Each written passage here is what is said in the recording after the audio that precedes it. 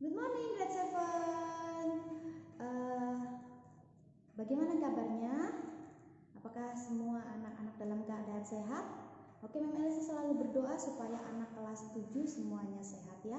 Sebelum kita mulai pelajaran kita hari ini, yuk kita berdoa terlebih dahulu supaya kita dapat lebih fokus dalam belajar IPA. Yuk kita tundukkan kepala semua yuk. Tuhan Yesus yang baik, terima kasih buat kasih karunia-Mu. Tuhan, sebentar kami akan belajar IPA. Tuhan berikan hikmat untuk anak-anak kelas 7 supaya dapat belajar dengan baik hari ini. Terima kasih Tuhan. Kami sudah berdoa dan mengucap syukur di dalam nama Tuhan Yesus Kristus. Haleluya. Amin. Nah, kalau sudah berdoa berarti semuanya sudah siap semua. Kalau sudah siap semua berarti anak-anak juga sudah siapkan buku catatan dan buku cetak. Oke anak-anak, setelah ini kita akan masuk ke materi wujud zat. Jadi anak-anak dengarkan dulu, simak dulu video dari Mem Elisa tentang wujud zat dan sifat fisika dan sifat kimia. Nanti anak-anak perhatikan dulu ya. Setelah itu ada hal yang seru-seru nih. Nah, di belakang Mem Elisa ada apa tuh? Ada sesuatu. Setelah itu kita akan masuk di praktek. Anak-anak perhatikan baik-baik ya. Oke, silakan anak-anak simak dulu materi tentang wujud zat dan sifat fisika dan sifat kimia ya. Oke.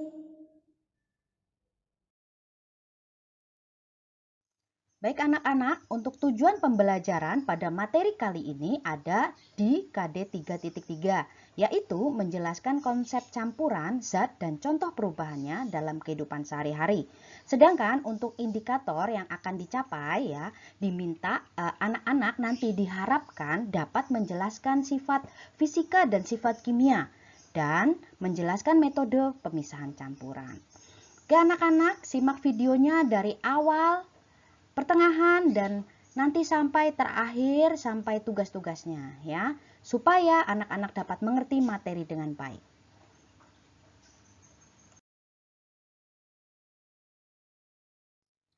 Nah, materi kita yang pertama adalah wujud zat. Subbab kita yang pertama ya anak-anak. Wujud zat anak-anak sudah tahu bahwa secara umum wujud zat atau fase zat itu dibagi menjadi 3, yaitu benda padat, benda cair, dan benda gas. Anak-anak bisa lihat contohnya di slide ya. Oke, kita ingat-ingat lagi anak-anak ya. Oke, kita akan mengingat tentang sifat zat padat ya. Sifat zat padat yang pertama memiliki bentuk yang stabil atau tetap atau konstan. Terus yang selanjutnya memiliki volume yang stabil atau tetap atau konstan ya. Nah, anak-anak bisa lihat kalau kayu volumenya kan tetap sama, Nak. Kalau sudah dipotong dalam bentuk ukuran misalkan 25 kali 25 ya volumenya akan tetap sebegitu ya kan? Oke, tidak akan berubah atau melar gitu, tidak akan ya anak-anak ya. Kemudian yang terakhir, yang ketiga memiliki jarak partikel yang rapat ya. Anak-anak bisa lihat gambarnya, jarak partikel yang sangat rapat, bahkan susah untuk dipisahkan ya, karena benda padat memang ikatannya seperti itu, sangat kuat ya. Terus yang selanjutnya adalah membentuk struktur kristal. Yang selanjutnya adalah sifat zat cair. Nah, anak-anak pertama lihat air dulu. Wah, zat cair ya air. Nah, yang pertama sifat zat cair adalah memiliki bentuk yang tidak stabil. Tetapi volumenya stabil ya. Kalau Mem Elisa punya sirup 1 botol, dibiarkan 1 minggu kemudian tetap aja 1 botol ya anak-anak. Nggak mungkin dia akan tumpah gitu besoknya ya, nggak mungkin. Jadi akan tetap 1 botol. Oke ya. Nah, anak-anak yang selanjutnya adalah memiliki jarak partikel yang tidak begitu rapat. Nah, anak-anak bisa lihat gambarnya. Nah, jarak partikel ini yang membuat zat cair ini gampang kita pindah-pindahkan dan menuruti wujud dan menuruti mengikuti bentuk wadah dari si benda cair ini. Misalkan kalau Mem Elisa taruh di gelas, ya dia akan membentuk seperti gelas. Ya, kalau Mem Elisa masukkan ke dalam botol, ya dia akan wujudnya seperti botol. Maksudnya mengikuti bentuk botol. Gitu ya anak-anak ya. Nah, yang keempat, mungkin anak-anak baru mendengar kata ini, namanya viskositas atau kekentalan. Viskositas ini ya menyebabkan, kalau anak-anak paling gampang melihat perbedaannya itu adalah misalkan air putih dengan madu. Air putih dengan madu itu sama-sama zat cair, Nak. Tetapi berbeda kekentalannya. Oke, Mem Elisa sudah berikan contohnya ya anak-anak, contoh gambarnya. Jadi ada madu, ada air putih. Ya, berbeda kekentalannya. Oke ya.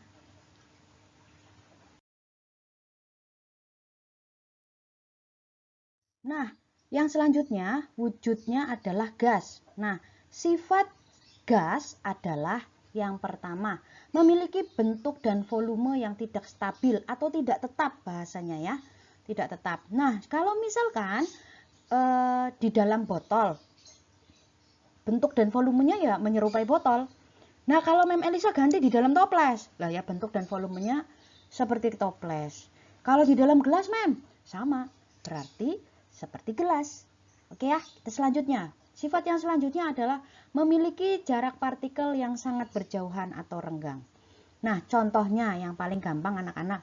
Jika kita mau pergi ke sekolah, biasanya kita memakai parfum, bener ya? Kita memakai parfum di dalam kamar, tetapi orang yang di luar kamar bisa mencium bau parfum. Nah, itu adalah salah satu contoh jarak partikelnya sangat berjauhan. Oke ya?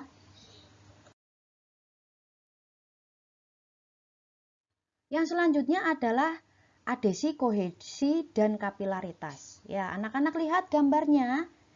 Nah, anak-anak pernah lihat kan gambar air di atas daun? Seperti yang Mem Elisa tunjukkan. Nah, itu adalah disebut peristiwa adhesi. Ya. Peristiwa adhesi adalah gaya tarik-menarik antar partikel yang tidak sejenis. Jadi kalau anak-anak setiap misalkan bangun pagi, di depan rumah ada banyak tanaman punya mama papa, anak-anak lihat ada air di atas daun-daun setiap pagi ya. Nah, itu anak-anak ingat, itu adalah peristiwa adhesi. Yang selanjutnya adalah kohesi. Nah, apakah anak-anak pernah mencoba nih? Kalau nggak percaya setelah ini dicoba ya. Anak-anak mencoba air dan minyak, sedikit minyak aja, jangan banyak-banyak, nanti kalau banyak-banyak, aduh, minyaknya nggak bisa dipakai nanti ya. Air dicampur minyak, kemudian anak-anak aduk.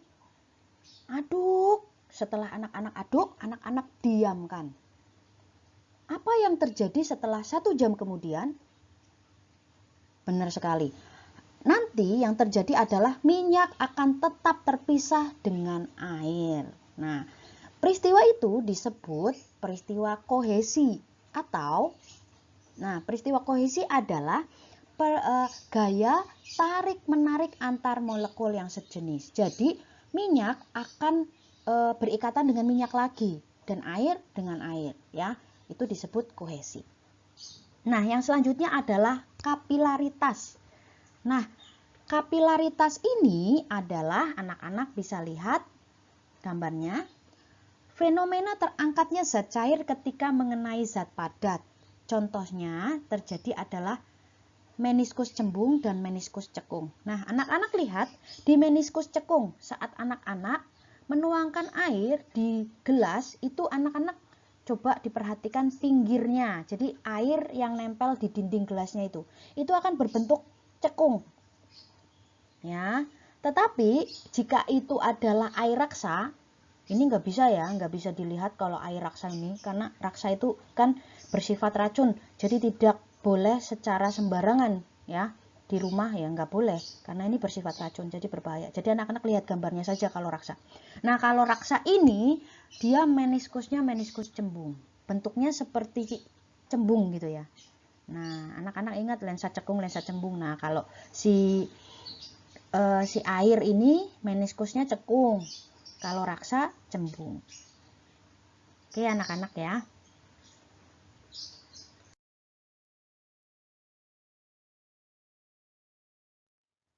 Oke, pipa kapiler. Saat kita mendengar kata pipa kapiler, pasti kita akan teringat dengan peristiwa kapilaritas. Nah, anak-anak ingat bagaimana air dapat naik dari tanah ke permukaan daun supaya tumbuhan dapat melakukan fotosintesis, ya.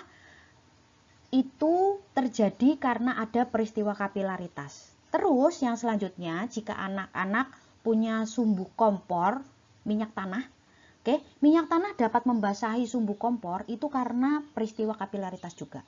Dan masih banyak contoh-contoh yang lain. Terus yang selanjutnya adalah tegangan permukaan. Tegangan permukaan adalah gaya atau tarikan ke bawah yang menyebabkan permukaan cairan berkontraksi dan benda dalam keadaan tegang. Nah, anak-anak bisa lihat gambarnya, yaitu contohnya adalah nyamuk dapat berdiri di atas permukaan air atau serangga air itu dapat berdiri di atas permukaan air itu karena adanya tegangan permukaan. Oke ya, kita selanjutnya lagi. Selanjutnya adalah sifat zat. Sifat zat dibagi menjadi dua, yaitu sifat fisika dan sifat kimia. Sifat fisika merupakan sifat yang berkaitan dengan keadaan fisik, misalnya bentuk, warna, bau, kekerasan, titik didih, titik beku, titik leleh, daya hantar, ukuran partikel, dan massa jenis atau densitas. Ya, selanjutnya adalah sifat kimia. Sifat kimia merupakan sifat yang berkaitan dengan mudah sukarnya bereaksi kimia. Misalnya, mudah sukarnya mengalami kebakaran, membusuk, berkarat, ataupun yang lainnya. Nah, jika ditinjau ada atau tidaknya perubahan ukuran dan jumlah, maka sifat zat digolongkan menjadi sifat ekstensif dan sifat intensif. Sifat ekstensif merupakan sifat zat yang tergantung pada jumlah dan ukuran benda, misalnya volume, massa, dan panjang. Sifat intensif merupakan sifat zat yang tidak dipengaruhi oleh jumlah dan ukuran zat, seperti warna, rasa, wujud, massa jenis, titik beku, titik lebur, dan kereaktifan.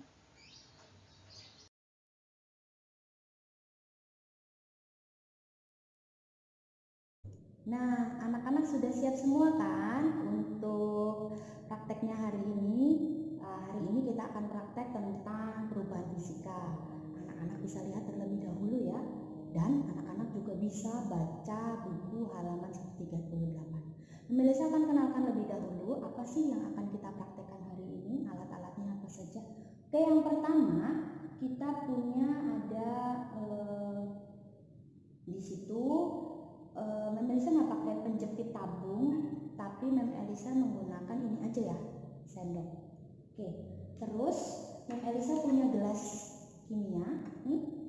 Terus ada pembakar spiritus, ini dalam bakar spiritus ya. Terus Mem Elisa juga punya, Mem Elisa nggak pakai tabung reaksi anak-anak, nanti untuk membakar Mem Elisa langsung pakai sendok aja ya. Terus Mem Elisa punya alu dan mortar. Nah, ini untuk menghaluskan. Nanti kita akan haluskan ada kapur. Ini kapur ya anak-anak ya. Oke, ini kapur. Terus Mem Elisa juga punya garam. Punya garam. Oke, punya garam. Terus punya air. Ya, air. Terus Mem Elisa juga punya ini daun kering. Terus Mem Elisa punya apa namanya, korek api. Terus untuk pengganti beras, karena Mem Elisa kebetulan tidak punya stok beras di sini, jadi Mem Elisa ganti. Mem Elisa gunakan kapur ya, kita pakai kapur nanti, pakai kapur ya. Oke, yuk kita mulai aktivitas yang pertama. Aktivitas yang pertama di halaman 139. Anak-anak bisa lihat. Aktivitas yang pertama, potonglah lilin menjadi potongan-potongan kecil. Oke, ini lilin, kita mau potong jadi potongan-potongan kecil. Ya, Melisa pakai pisau. Kita potong ya.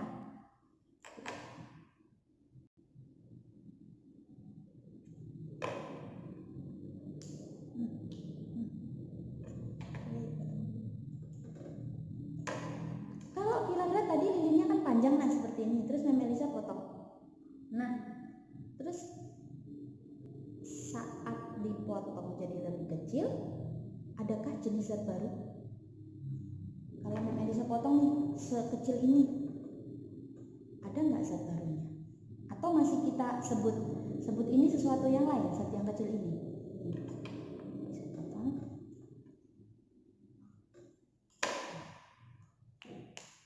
Mem Elisa potong seperti ini, atau saat jadi seperti ini kita sebutnya apa? Masih tetap lilin kan? Ada zat baru? Nah, kalau tidak ada zat baru, berarti terjadi perubahan fisika apa kimia? Nah, kalau perubahan fisika itu tidak terbentuk zat baru, tapi kalau perubahan kimia itu terbentuk zat baru. Nah, kalau yang ini saat Mem Elisa potong-potong terbentuk zat baru atau tidak?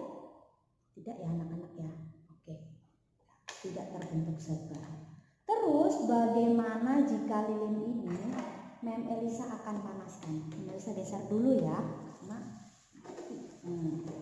Kalau dipanaskan bagaimana ya Mem? Nah, Mem Elisa akan panaskan ya. Oke. Nah, ini dia. Mem Elisa akan panaskan ya. Mem Elisa pakai bunsen. Ya, Mem Elisa pakai bunsen. Anak-anak Mem Elisa mau panaskan nih. Begini aja ya. Sama seperti kayak anak-anak waktu masih SD. Masih SD begini nih. Ya kan? Kita mau panaskan. Apa yang terjadi kira-kira? Wah, lihat anak-anak.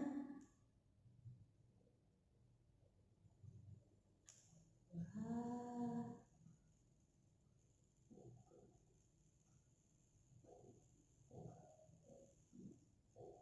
Sebentar ya. Oke, Mem Elisa lihat nih. Wow, ada apanya ya itu ya? Ini lihatin. Ada yang cair. Oke, kita tambah lagi. Duh, sepertinya nggak boleh kebanyakan deh. Ini sudah maksimal. Nih, lihat nih. Nah, ada cairnya ya. Nah, apakah terbentuk zat baru saat dibuat seperti ini? Yuk, dilihat lagi. Oke, ini dimatikan aja ya. Bisa matikan. Oke, cara matikan begitu. Ditutup aja, nanti dia mati. Kenapa? Karena api membutuhkan oksigen. Jadi kalau ditutup dia mati. Tapi kalau apinya besar jangan coba-coba ya anak-anak. Oke, ini adalah yang tadi hasil percobaan kita. Dari yang tadi besar jadi kecil, aduh kalau miring takutnya jatuh. Nah, ini Mem Elisa akan diamkan dulu ya. Kita sisihkan dulu. Nanti jadi kayak apa kalau sudah gini? Oke, kamu ditaruh di sini.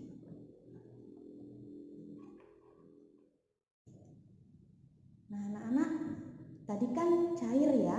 Sekarang setelah dia tidak panas lagi, dia sudah dingin ya, ternyata jadi seperti ini lilinnya tuh. Jadi bagaimana ya, adakah perubahan zat baru di sini tuh?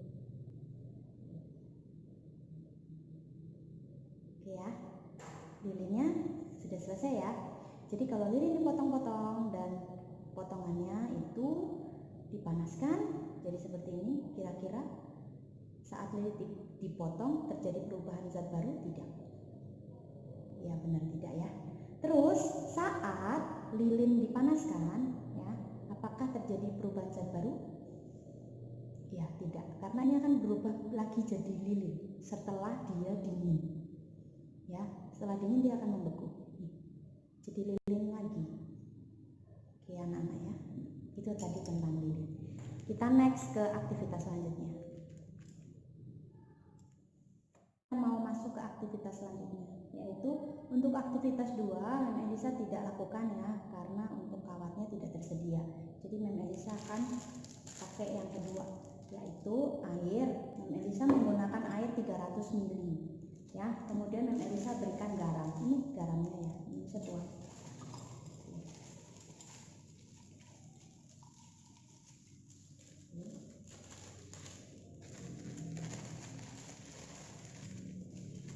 setelah dituang, lihat di bawahnya ada seperti ini ya. Tuh, lihat ya. Terus kita mau aduk. Oke, kita mau aduk ya.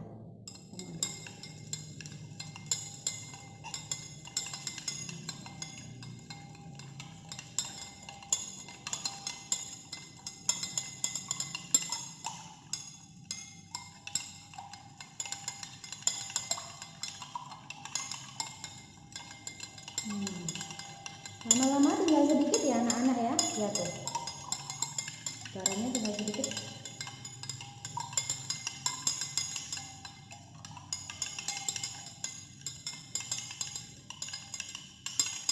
Nah, bentar ya. Ini lama-lama garamnya habis.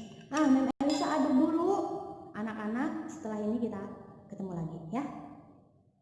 Anak-anak, ini hasil setelah garam dilarutkan di air. Nah, yang terjadi adalah airnya menjadi semakin keruh dan garamnya tidak ada tuh.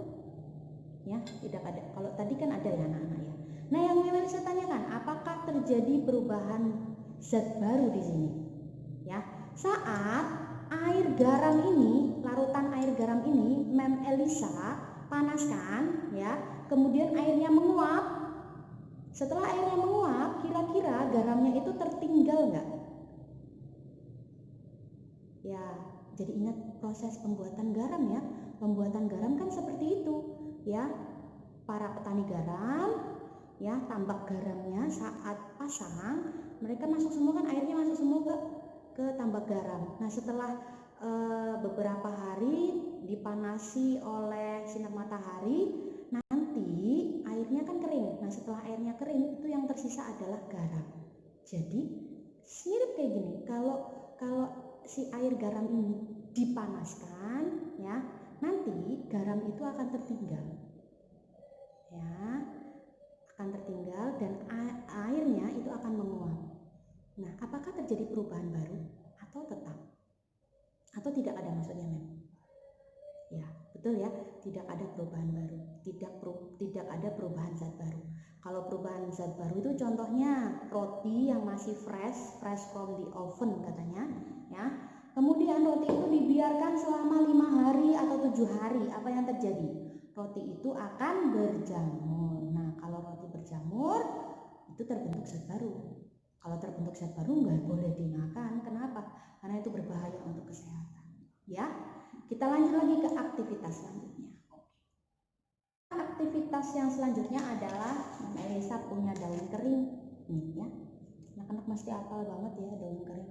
Oh, ini adalah daun di bawah ini pohon ketapang di sekolahan kita. Nah, ini Mem Elisa ambil. Nah, kalau daun ini kan bentuknya seperti ini ya. Kalau Mem Elisa sobek-sobek,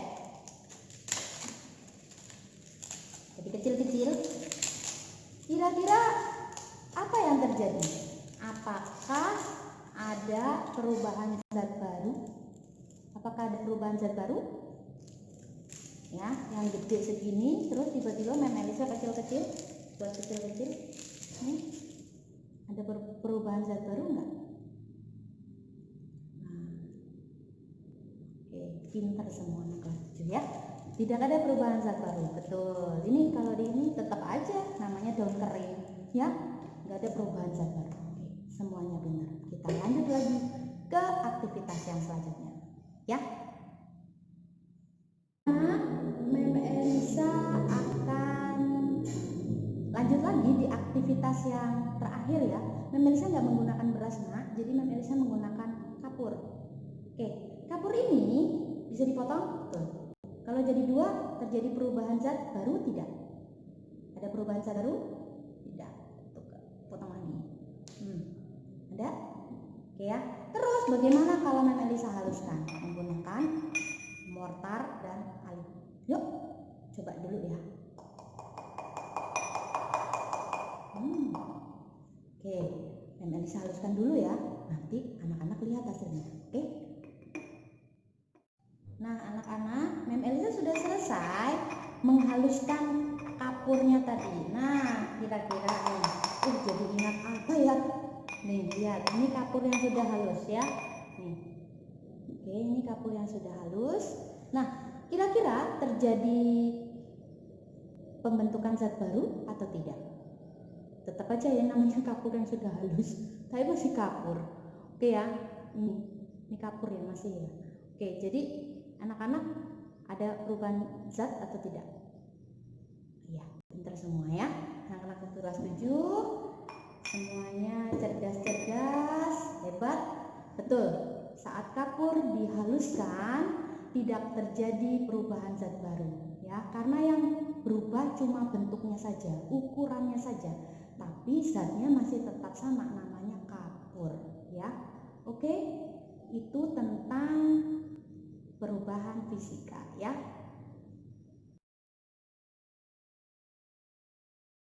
Yang selanjutnya adalah perubahan fisika. Nah, perubahan fisika ini anak-anak dapat lihat di halaman 140 ya. 140 sampai 141. Oke, Mem Elisa sederhanakan dengan gambar yang seperti itu ya, yang anak-anak lihat. Oke, contohnya dari cair ke gas itu proses perubahannya namanya mencair gitu ya, Nak. Sedangkan untuk sebaliknya namanya membeku. Anak-anak pasti sudah dengar proses ini waktu anak-anak di SD. Benar kan? Benar, dan semuanya sudah hebat semua, sudah ngerti semua. Ya. Oke, nah nanti anak-anak lihat di gambar itu ada panah warna merah. Panah warna merah artinya memerlukan kalor ya, memerlukan kalor, sedangkan panah warna putih artinya dia melepaskan kalor ya. Air supaya dia bisa membeku itu kan dia harus melepaskan kalor, jadi dia dingin. Oke ya, yuk kita selanjutnya. Oke, yang selanjutnya adalah perubahan kimia. Perubahan kimia adalah perubahan suatu zat yang menghasilkan zat baru. Perubahan ini bersifat permanen, artinya zat hasil terbentuknya tidak dapat diubah lagi menjadi zat asalnya. Contohnya kertas terbakar ya, atau petasan meledak. Kalau kertas terbakar atau petasan meledak itu hasilnya adalah abu. Jadi nggak mungkin abu yang sudah hasil itu kembali lagi jadi kertas kan, Nak? Oke, nah selanjutnya adalah singkong menjadi tape. Singkong menjadi tape, kalau sudah jadi tape nggak mungkin, Nak, nggak mungkin menjadi singkong lagi, ya tetap aja sudah menjadi tape ya.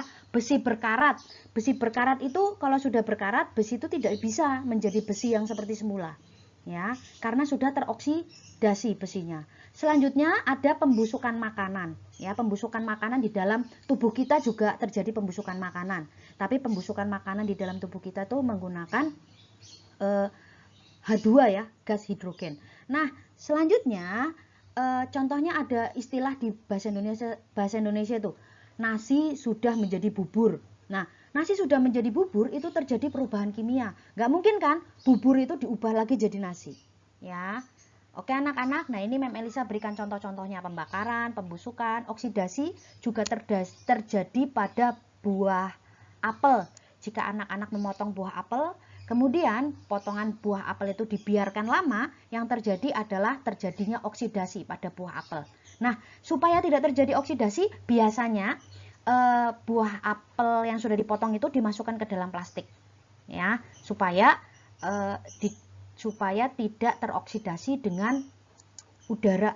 Nah, selanjutnya reduksi. Kalau reduksi itu terjadi di dalam tubuh kita, reaksi ya, reaksi pembusukan makanan. Oke, kita lanjut lagi ke materi selanjutnya.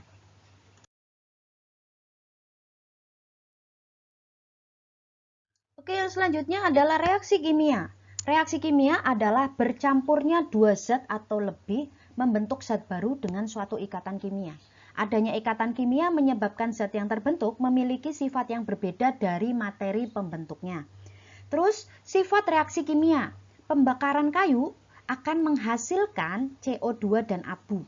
Ya, pembakaran belerang akan menghasilkan gas belerang dioksida. Kemudian, pada kedua proses ini, kayu dan belerang bereaksi dengan oksigen. Ingat, dalam pembakaran itu memerlukan oksigen. Ya. Kalau tidak ada oksigen, otomatis apinya tidak akan bisa membesar. Ya, jadi dia akan otomatis mati sendiri. Ya, ini tidak boleh dicoba-coba di rumah ya anak-anak ya. Harus dengan pengawasan mama atau papa. ya, nggak boleh dicoba di rumah, don't try at home. Oke, selanjutnya proses kayu dan belerang ini bereaksi dengan oksigen ya dalam pembakaran sehingga menghasilkan zat baru. Oke, anak-anak bisa lihat persamaan reaksinya. Mem Elisa gunakan gambar. Nah, sebelah kiri itu ada reaktan. Reaktan itu namanya zat reaksi ya, yang direaksikan. Ya, zat pereaksinya itu ada 2. N2, kalau bilangnya N2 berarti dalam bentuk gas, makanya ada dalam kurung G. Ditambah H2. H2 itu juga dalam bentuk gas atau G.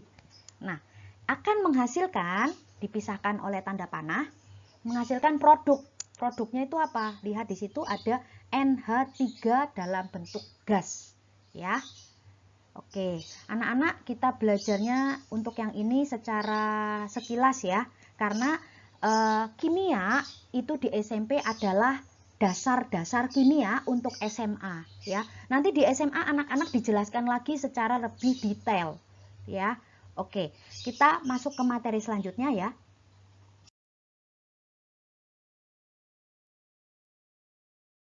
Yang selanjutnya, pada perubahan kimia atau reaksi kimia biasanya ditandai oleh perubahan-perubahan yang dapat diamati. Nah, contohnya yang pertama timbulnya gas ya. Timbulnya gas, contohnya pada reaksi logam seng dengan larutan asam klorida menghasilkan gas hidrogen. Itu contohnya. Masih banyak contoh yang lain ya. Anak-anak bisa lihat di halaman 149. Nah, selanjutnya terjadi perubahan suhu. Nah, reaksi perubahan suhu ini biasanya namanya reaksi eksoterm dan endoterm. Ya, reaksi eksoterm merupakan reaksi yang menghasilkan panas. Ya, contohnya reaksi batu gamping jika dicelupkan ke dalam air. Itu lama-lama airnya panas, Nak. Selanjutnya adalah reaksi endoterm. Reaksi endoterm ini reaksi yang nanti kebalikan dari reaksi eksoterm. Jadi dia justru menyerap panas. Nah, kalau anak-anak pegang nanti dia dingin. Contohnya reaksi asam cuka dengan soda kue. Ya, anak-anak dulu pernah membuat praktikum roket. Bener ya. Nah, roket ini biasanya dia menggunakan waktu SD, dia menggunakan reaksi asam cuka dengan soda kue. Itu saat dipegang, Nak, rasanya dingin. Nah, ini adalah reaksi endoterm. Kita lanjut ya untuk perubahan yang diamati lagi. Yang selanjutnya adalah ciri-ciri terjadinya reaksi kimia, adanya perubahan warna. Ya, adanya perubahan warna ini contohnya reaksi besi nitrat dengan KSCN. Ya, kalau di buku di halaman 150 itu dia akan berwarna merah. Nah, terus yang selanjutnya adalah pembentukan endapan. Kalau contoh di gambar Mem Elisa itu pembentukan endapan emas. Ya, tapi kalau di buku anak-anak bisa lihat contoh reaksinya adalah larutan timbel 2 asetat dengan larutan kalium iodida menghasilkan endapan kuning. Ya, endapannya kuning, tapi yang di gambar Mem Elisa itu adalah endapan emas. Oke ya, kalau yang di buku itu endapan kuning dari larutan timbel asetat dan larutan kalium iodida. Oke, kita lanjut lagi ya, Nak ya.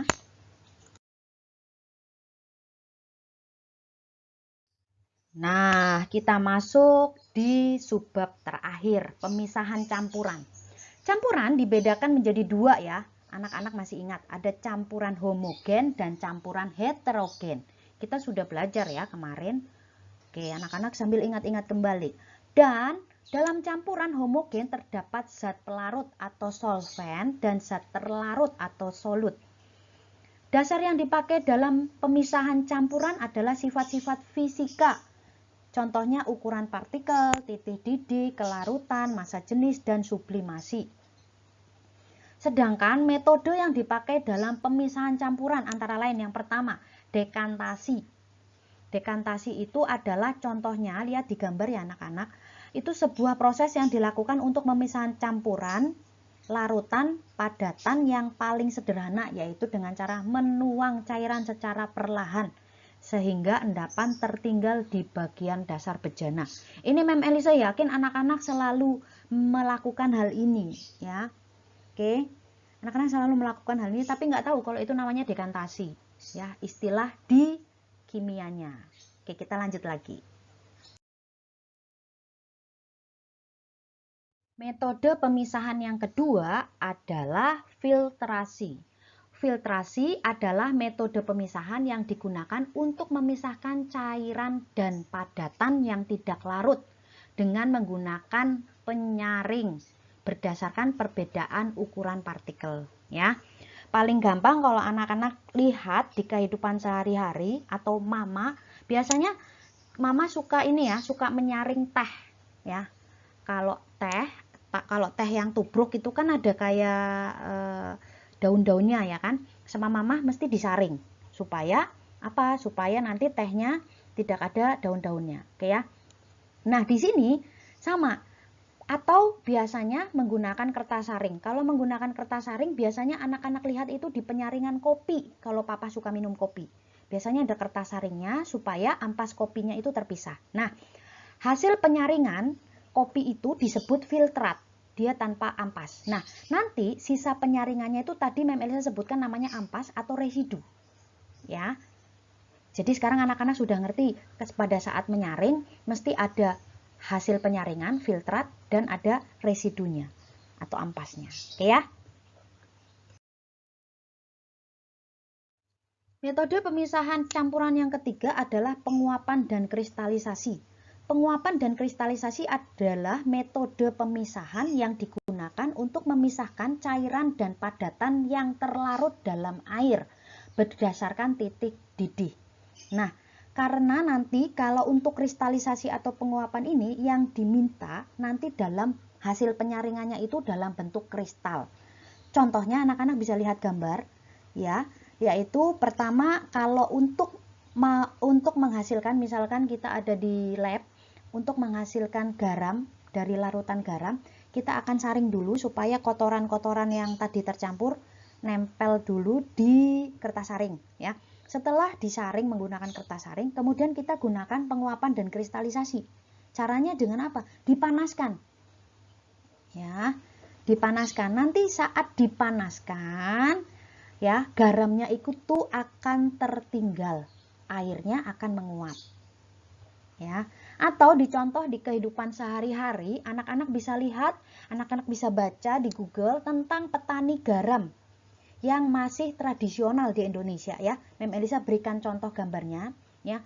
Jadi mereka mempunyai tambak garam, bentuknya air dulu. Jadi saat pasang, para petani ini membuat petak-petak seperti sawah. Nanti saat pasang, airnya masuk ke dalam petak-petak kayak sawah tadi ya. Nah, setelah beberapa hari kan terkena sinar matahari. Nah, pada saat terkena sinar matahari, airnya akan menguap. Nah, setelah menguap, tersisalah hasil dari penguapan itu. Sisa hasil penguapannya. Nah, itu sisa hasil penguapannya itu adalah garam yang anak-anak lihat warna putih-putih itu. Nah, oke. Anak-anak bisa lihat, anak-anak bisa cari contoh yang lain ya.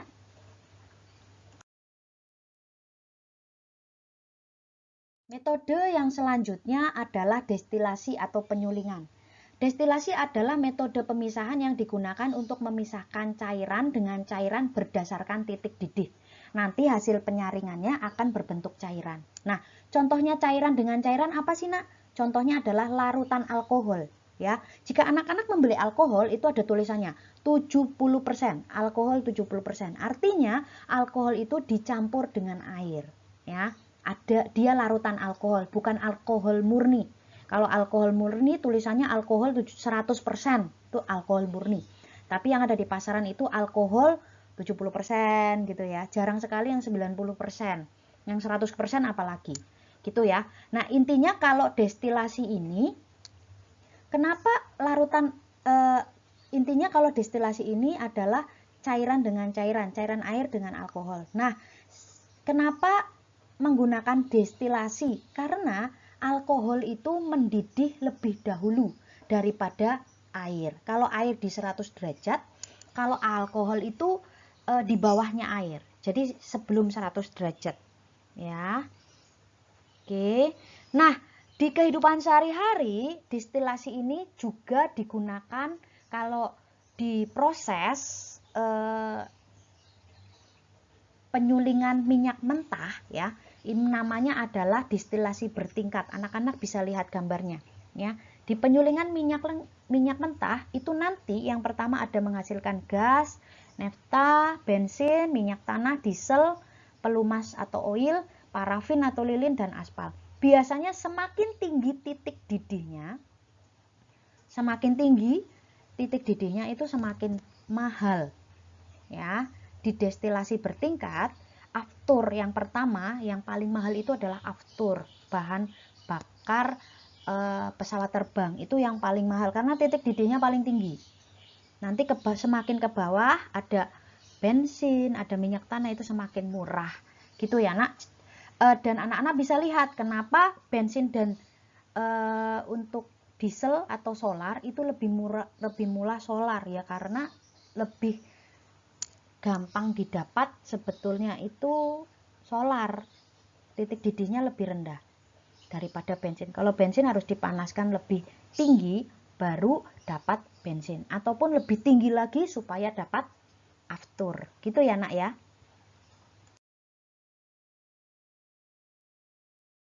Metode pemisahan yang selanjutnya adalah penyubliman. Penyubliman merupakan metode pemisahan yang digunakan untuk memisahkan campuran dengan zat yang dapat menyublim dan zat yang tidak dapat menyublim. Contoh zat yang dapat menyublim adalah kristal iodin dan kapur barus. Nah, untuk metode yang terakhir adalah kromatografi. Kromatografi adalah pemisahan campuran berdasarkan perbedaan cepat rambat zat pada medium tertentu. Contohnya kalau di gambar itu adalah mediumnya kertas. Biasanya bentuk kertasnya kayak kertas saring. Kalau anak-anak ingin tahu kertas saring, itu kertas yang untuk menyaring kopi. Kalau anak-anak suka pernah temenin papa atau mama ke kedai kopi, nah kertas untuk nyaringnya itu namanya kertas saring. Atau di teh celup, nah itu namanya kertas saring. Oke ya? Sampai di sini materi kita sudah selesai anak-anak. Setelah ini kita akan masuk ke tugasnya. Nah anak-anak, karena kita sekarang sudah masuk ke tugas, oke, tugas Mem Elisa adalah membuat rangkuman. Ya, anak-anak tadi sudah menyimak pembelajaran dari awal, tengah, sampai akhir. Nah sekarang anak-anak silakan tulis di buku catatan tentang sifat zat, zat padat, zat cair, dan gas, kemudian sifat fisika dan sifat kimia, terus perubahan fisika dan perubahan kimia, dan yang terakhir metode pemisahan campuran. Anak-anak silakan buat rangkumannya, tulis dengan rapi di buku IPA. Jangan lupa anak-anak memberikan tanggalnya. Kemudian nanti di jam ketiga, Mem Elisa akan memberikan soal di GC. Ya, soal ini digunakan atau bertujuan untuk melihat apakah anak-anak tadi memperhatikan penjelasan Mem Elisa dengan baik atau diloncat-loncat ya. Jadi anak-anak bisa setelah ini betul-betul disimak supaya nanti di GC anak-anak bisa mengerjakan soal dengan baik dan mendapatkan nilai maksimal. Ya anak-anak. Dan Mem Elisa sudah kasih kisi-kisi nih. Kalau di GC hanya bisa mengerjakan 1 kali. Jadi anak-anak pastikan baik-baik saat mengirim jawaban di GC.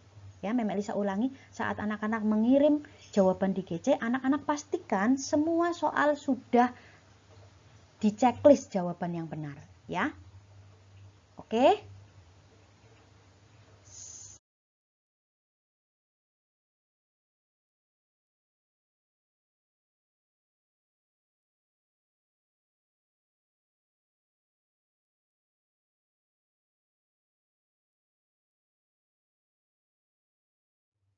Baik anak-anak, karena tadi tugas sudah selesai, materi sudah selesai, Mem Elisa sampaikan.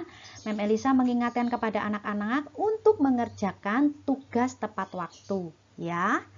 Oke, mengerjakan tepat waktu sampai jam 8 malam, Mem Elisa menunggu jawaban dari GC anak-anak semua, ya. Jangan lupa untuk mengeklik diserahkan jika anak-anak sudah mengerjakan Google Classroom. Oke. Selamat belajar, Tuhan Yesus memberkati. Tetap semangat dan tetap sehat, ya.